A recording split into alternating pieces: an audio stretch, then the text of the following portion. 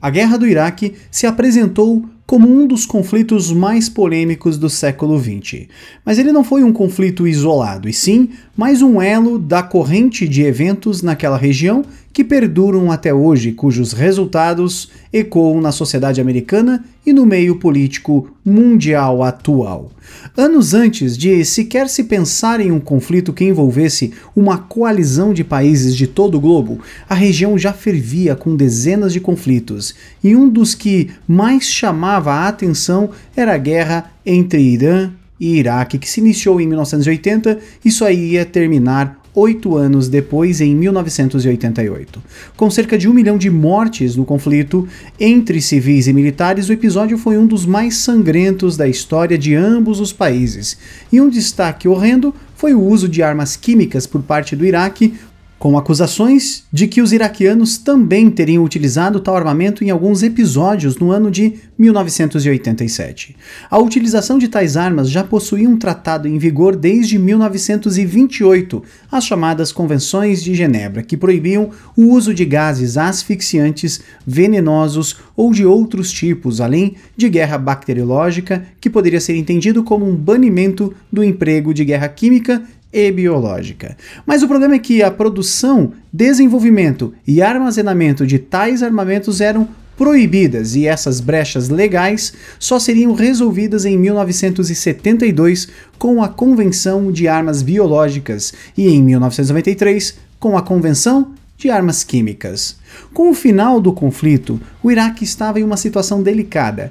Além da perda de moral das suas tropas pelo encerramento controverso dos combates, o país se encontrava em uma profunda crise econômica, com altas dívidas com credores internacionais. E a saída que o ditador do Iraque, Saddam Hussein, encontrou para sair dessa situação foi invadir um dos países que tinha maior dívida e tomar suas reservas econômicas, principalmente na forma de poços para extração de petróleo.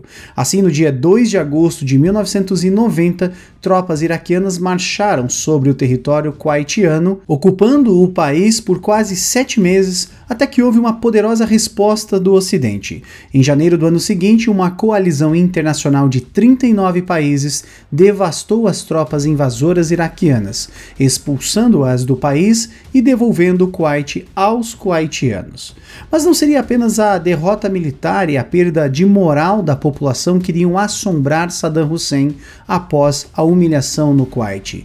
Com a estabilização das fronteiras, o Iraque passou a sofrer gigantescas sanções econômicas que fragilizaram ainda mais a já comprometida economia iraquiana. Além disso, agora, inspetores das Nações Unidas realizavam inspeções periódicas para desativar e inutilizar as armas de destruição em massa que o Iraque possuía. E mesmo após a invasão e consequente derrota, os líderes ocidentais decidiram deixar Saddam no poder. Mesmo que fosse uma ameaça, a ditadura iraquiana era útil como um contrapeso na balança de poder regional, já que o vizinho a leste do Iraque, o Irã, era também um país hostil à maioria dos países de primeiro mundo ocidental. E durante anos, a situação permaneceu assim, com o governo ditatorial iraquiano sendo tolerado pelos outros enquanto o país tentava sobreviver no meio de todas as sanções. Mas anos depois, um acontecimento nos Estados Unidos mudaria o mundo para sempre e definiria o início do século XXI como um dos períodos mais violentos da história.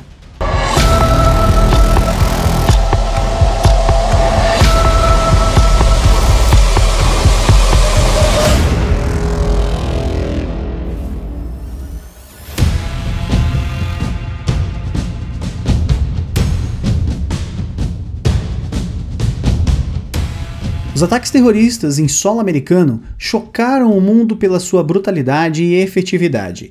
19 terroristas da facção radical islâmica Al-Qaeda sequestraram 4 aviões de transporte civil e fizeram o impensável.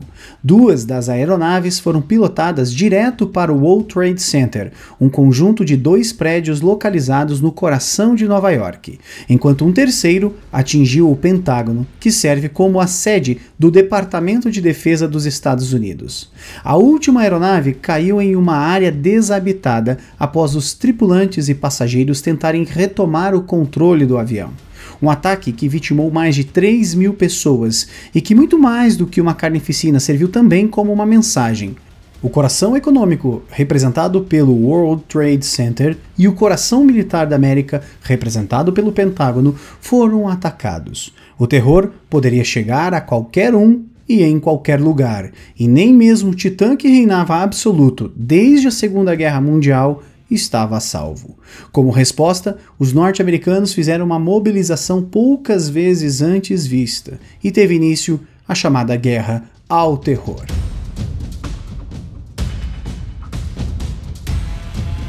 A Guerra ao Terror foi uma campanha militar e política dos Estados Unidos em retaliação aos ataques do 11 de setembro, em que estados considerados como apoiadores dos grupos terroristas sofreriam intervenções de natureza militar para inibir quaisquer outros ataques. E foi assim que, em 7 de outubro de 2001, os Estados Unidos e o Reino Unido começaram a realizar bombardeios estratégicos contra as forças do Talibã e da Al-Qaeda no Afeganistão. Mais tarde, outros países iriam aderir à campanha e enviar tropas para a região, iniciando a Operação Liberdade Duradoura. Mas esse é um vídeo sobre a Guerra do Iraque, que fica a um Irã inteiro de distância das fronteiras do Afeganistão.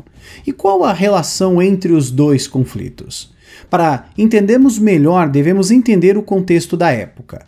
Utilizando agentes infiltrados armados, um pequeno grupo extremista havia ceifado milhares de vidas em apenas um dia no país mais poderoso do mundo. O que poderia acontecer caso a Al-Qaeda ou outros grupos separatistas ou extremistas colocassem as mãos em artefatos de destruição em massa, como bombas sujas, armas nucleares, bombas biológicas ou armas químicas? E, curiosamente, na mesma região, um país tinha registro de criação, utilização e armazenamento de armas desse tipo, além de ter um forte ressentimento com os países da região e outros que ajudaram na retomada do Kuwait. Este país era o Iraque. Então, com a ofensiva contra o governo talibã no Afeganistão desde 2001 apresentando um relativo sucesso, forçando os opositores a se esconderem nas regiões montanhosas ou no interior do país, o prospecto de uma invasão similar ao Iraque também se viu possível. E agora entraremos em uma das partes mais polêmicas e delicadas sobre o assunto. Então, caros ouvintes, prestem bastante atenção. Saddam Hussein era sim um ditador sanguinário que havia exterminado diversos grupos de opositores ou minorias culturais, como os curdos que viviam no Iraque. E como todo ditador, uma das suas principais características era o uso do medo contra seus opositores, sendo deste modo o jeito que ele realizava negociações com os países vizinhos, mantinha a ordem no seu país e a região relativamente estável.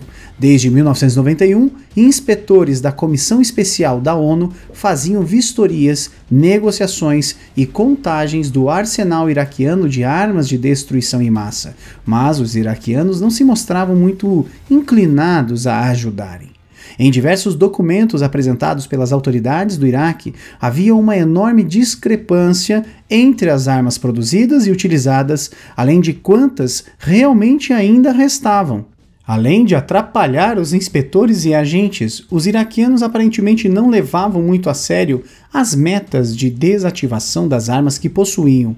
E em 1998, o Iraque suspendeu a cooperação com a ONU após as obstruções parciais a inspeções que levaram ao governo de Bill Clinton a realizar a Operação Raposa do Deserto, um bombardeio de instalações militares no Iraque. Entre as razões que os iraquianos utilizaram como justificativa para a resistência nesta fiscalização estava o fato de que alguns inspetores supostamente estariam espionando para os Estados Unidos, o que anos depois seria de fato confirmado. E agora faremos então um salto temporal para o final da guerra, para um resultado que é quase conhecimento comum de hoje em dia. Não foi encontrado, até hoje, nenhum artefato de destruição em massa no Iraque. Mas, se esse tempo todo os iraquianos sabiam que não tinham armas, qual a razão de deixarem o Ocidente ficar cada vez mais paranoico com essa situação, chegando ao ponto de iniciarem uma guerra? E aí está o ponto-chave. O fator medo era importante demais para Saddam, parte vital para sua estrutura política. Confirmar que todas as armas haviam sido destruídas ou desativadas seria um golpe monstruoso no seu poder de barganha e influência. Assim, durante anos, o Iraque sofreria diversos efeitos negativos de uma suposição que era simplesmente falsa.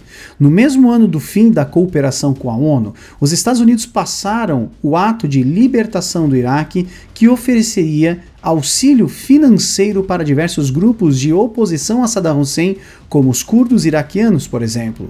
4 anos depois, em 23 de janeiro de 2002, o clima político mundial era outro. Em um discurso inflamado, televisionado para todos os Estados Unidos, o presidente da época, George Walker Bush, mencionou no Congresso as vitórias até então alcançadas, os prospectos da guerra ao terror, e citou que agora o objetivo secundário seria suprimir os regimes que patrocinavam o terror, como a Coreia do Norte, o Irã e também o Iraque, que ameaçavam a América e seus aliados.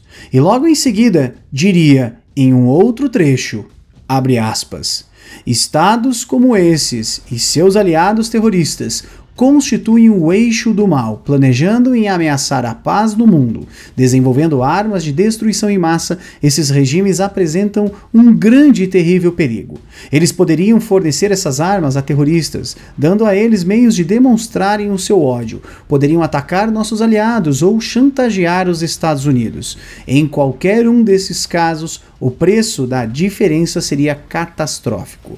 Vamos trabalhar junto com nossa coalizão internacional para negar aos terroristas e países que os patrocinam os materiais, a tecnologia e o conhecimento necessários para se construírem armas de destruição em massa. Vamos desenvolver e posicionar defesas eficazes de mísseis para proteger a América e seus aliados de ataques súbitos. E todas as nações devem saber: a América fará o que for necessário para garantir a segurança de sua nação. Fecha aspas. Em 8 de outubro de 2002, o Conselho de Segurança da ONU aprovaria a Resolução 1441, requisitando que o Iraque voltasse a aceitar os inspetores e todas as outras resoluções prévias. Aparentemente, o Iraque começaria a aceitar os termos, ainda que de forma lenta. Essa visão da situação foi compartilhada por diversos países, como França, Alemanha, Canadá e outros aliados ocidentais, até mesmo com algumas propostas de se estender os prazos impostos aos iraquianos. Mas em 5 de fevereiro de 2003, o secretário de Estado americano Colin Powell faria uma exposição na ONU demonstrando inúmeras evidências contra o governo e permanência no poder de Saddam Hussein. Abre aspas, a seriedade deste momento é igual à gravidade da ameaça que as armas de destruição em massa do Iraque apresentam ao mundo, fecha aspas, disse ele no início de sua fala. Entre as acusações constava a tentativa de desenvolvimento de armas nucleares, e isso seria comprovado pela importação de tubos de alumínio, que seriam supostamente utilizados para a construção de centrífugas para enriquecimento de materiais radioativos. Uma carga desses tubos foi pega por forças especiais americanas e a CIA disse se tratar de materiais para a construção de armas nucleares. Mas outras partes da inteligência americana entraram em contato com especialistas da área que negaram que seria possível utilizar esses tubos para a finalidade de construção de centrífugas. Aprofundando a pesquisa, o Departamento de Estado havia percebido que tais tubos eram do mesmo tamanho e calibre dos foguetes convencionais utilizados pelo exército iraquiano. Powell ainda acrescentou, abre aspas, nossas estimativas mais conservadoras indicam que o Iraque possui entre 100 e 500 toneladas de armas químicas. Fecha aspas. E logo em seguida indicou em uma foto de satélite a localização exata onde dizia que havia armazenamento de parte de tais armamentos. Segundo o secretário, Fontes como iraquianos que fugiram do país confirmaram as teorias, além de que muitos especialistas atestavam a alta probabilidade de se tratar de um armazém de armas químicas ou biológicas. Mas os especialistas americanos informavam exatamente o contrário, e as fontes iraquianas eram todos da oposição política ao regime de Saddam, que possuíam forte interesse em mostrar uma situação muito pior do que realmente era para os americanos.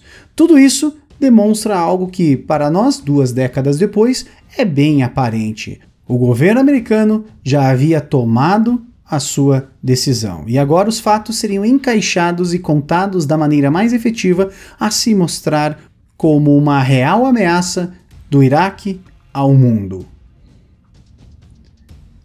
Entendido este contexto, no próximo vídeo nós iremos analisar os primeiros movimentos da invasão americana ao Iraque em 2003.